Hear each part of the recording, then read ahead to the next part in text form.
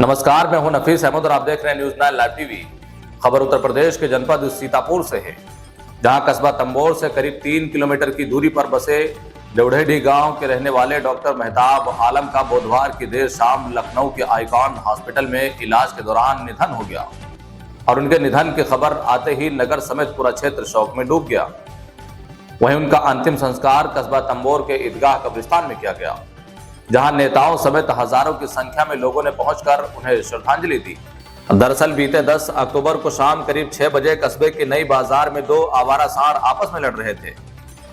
तभी मस्जिद से नमाज पढ़कर अपने क्लिनिक पर जा रहे डॉक्टर मेहताब आलम समेत एक महिला व एक बच्चे पर सांडों ने हमला कर घायल कर दिया था, जिसमें डॉक्टर मेहताब आलम गंभीर रूप से घायल हो गए थे।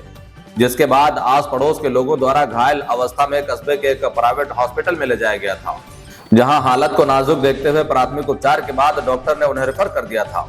जिसके बाद परिजनों ने लखनऊ के आइकॉन हॉस्पिटल में भर्ती कराया था, जहां उनका इलाज चल रहा था। इलाज के दौरान 16 अक्टूबर को उनका निधन हो गया। उनके निधन की खबर आते ही नगर समेत पूरे क्षेत्र में शोक की लहर दौड़ गई, जिसके बाद नेताओं समेत आम लोगों ने भी शोक जताया। उनका शव कस्बा तंबोर के मोहल्ला नवाबगंज स्थित उनके आवास लाया गया। वहीं उनका अंतिम संस्कार कस्बा तंबोर के ईदगाह कब्रिस्तान में किया गया। वहीं अंतिम संस्कार के बाद उनके करीबी कहे जाने वाले उस्मान खान ठेकेदार व मौलाना अकमल ने क्या कुछ कहा, आइए आपको सुनवाते हैं। उस्मान जी, आपके मित्र डॉक्टर मेहताब आलम का निधन हो गया है, क्या कुछ कहना चाहेंगे आज उनके ना होने पर? उनके ना होने पर लगभग में कस्बे के अंदर लोगों में बहुत जो है शोक की लहर इस समय चल रही है।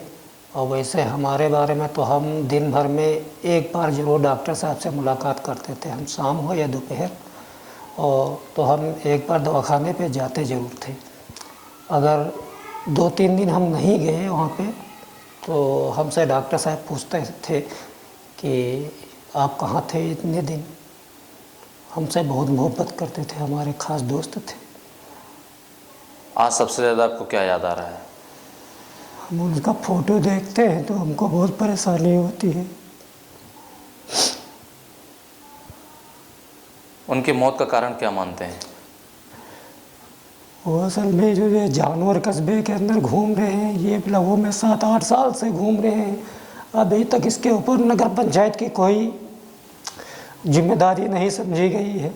और अब कुछ जानवर पकड़े गए हैं, हम देखते हैं। लगभग ये 10 तारीख को हादसा हुआ था और आज 17 तारीख है, फिर भी वही जानवर उसी जगह पे आज भी घूम रहे हैं और वो जानवर पकड़े नहीं गए। किसकी लापरवाही मानते हैं? ये नगर पंचायत की लापरवाही है।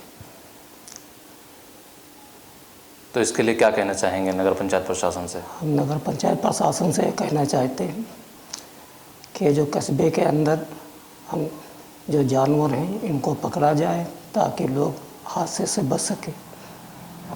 अच्छा, एक बात हम और जानना चाहेंगे, डॉक्टर मेहताब जी से आपके कब से ताल्लुकात थे, कब से दोस्ती थी? हमारे लगभग में वहाँ नई बाज़ार में डॉक्टर साहब को 23-24 साल हो गए हैं दवाखाना खोले हुए, तब से हमारे ताल्लुकात हैं। इस बीच में कभी कोई खटास तो नहीं है? यार कोई खटास नहीं आई। डॉक्टर मेहताब साहब की मौत हुई है, क्या कहना चाहेंगे? उनकी मौत का कारण क्या मानते हैं? देखिए, इसमें यह है कि हर नफ्स को मौत का मज़ा चखना है। कुरान शरीफ में है कि कुल्लु नफ्सिन ज़ायक़तुल मौत, हर नफ्स को मौत आना है। अब ये एक हिल्ले रोजी बहाने मौत वाला हिसाब है। माना कि इसमें जो है वो लड़ रहे थे जानवर और उनकी चपेट में मगरिब के बाद वो निकले नमाज़ पढ़ के, और नमाज़ पढ़ने के बाद जो है लोगों ने उनको आवाज़ दी लेकिन वो सुन न सके और उसकी बैल की चपेट में आ गए। इसलिए डॉक्टरी भी वो दवाई भी हुई, लेकिन इस बैल की वजह से उनकी मौत लिखी हुई थी। बस यही हम कहेंगे कि वो मौत थी इस बहाने से, इसलिए उनकी मौत हुई। सुनने में आता है कि अधिकतर आप उनकी क्लिनिक पर बैठते थे, आपकी उनकी बातें हुआ करती थी, चर्चाएं हुआ करती थी। वो कौन सी ऐसी बात है जो आज सबसे ज़्यादा आपको याद आ रही हो? ये तो सही है कि हम लोग ज़्यादातर आपस में बैठ के हंसी मजाक करते थे, मिलजुल के बात करते थे।